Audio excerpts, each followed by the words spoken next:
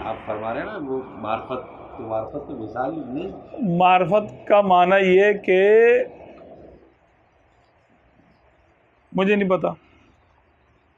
معرفت حیرت کو کہتے ہیں.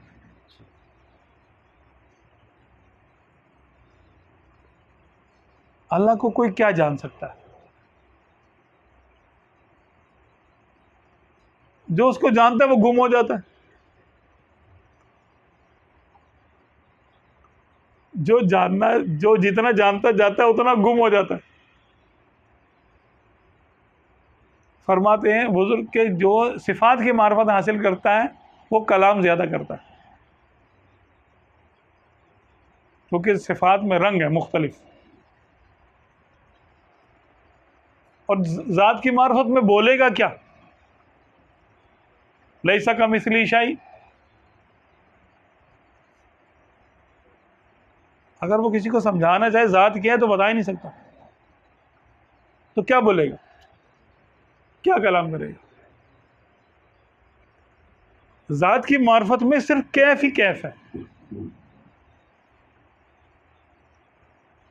لولو دے وچ لکھ زباناں تیو پھر دے گونگے باتیں ہو.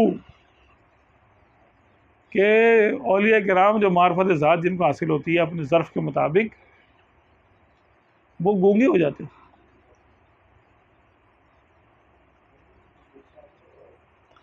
کیفیت کو تو آپ کسی بھی چیز کی کیفیت کو نہیں بیان کر سکتے. کیفیت تو خود تجربہ کرنے کا نام ہے، تجربے سے سمجھ میں آتی ہے.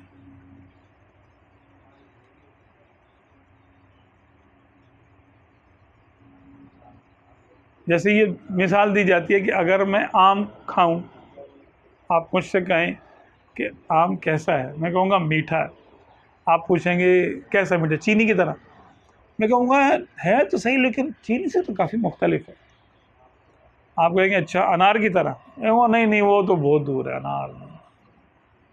آپ کہیں گے جو ہے وہ کیلے کی طرح، میں کہوں گا نہیں کیلا کہاں، آم کہاں. آپ کہیں گے اچھا امرود کی طرح، میں کہوں گا نہیں امرود کی طرح. بتا کیا بتاؤں گا آم کیسا؟ میں یہ کہہ سکتا ہوں بھائی آم کھا، آم میں آپ کو کھلا دوں، یہ لے بھائی تو کھا لے. اب سمجھ میں آیا کیسا ہے آم؟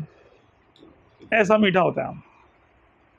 تو تجربے کیفیت کو تجربے ہی سے سمجھایا جا سکتا ہے. الفاظ وہاں کافی نہیں ہوتے سمجھانے کے لیے.